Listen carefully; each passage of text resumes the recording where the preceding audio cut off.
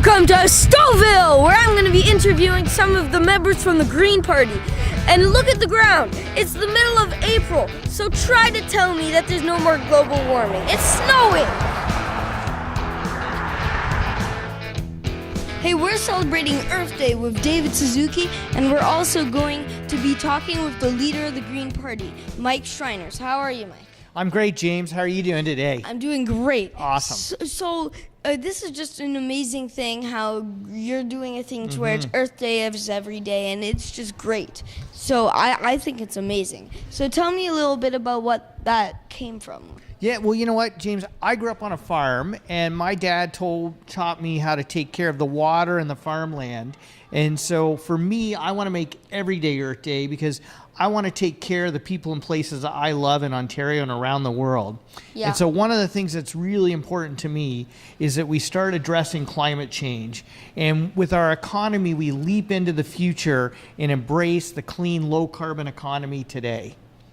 Cool. So tell me about your kids and when you wanted to be into politics for a very long time and eventually you didn't really like it. So how did your kids get you back into it? Obviously, you must be watching some of the videos about me. So I have two daughters, and my wife and my daughters told me, you know, Dad, you keep complaining about politicians not taking things like the environment seriously, and you keep talking about how we need to do politics differently to put people first. And so they said, you've got to stop complaining about that and get involved in politics.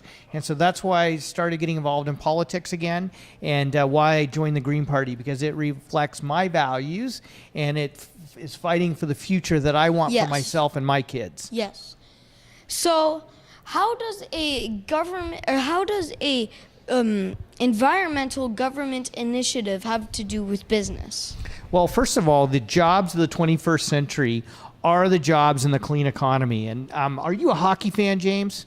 Yeah. Okay, well, you know, Wayne Gretzky, he would skate to where the puck is going, not where it's been. And so that's what I want to do with our economy. I want to skate to where the jobs of the 21st century are right now so we can create jobs that put people and planet first.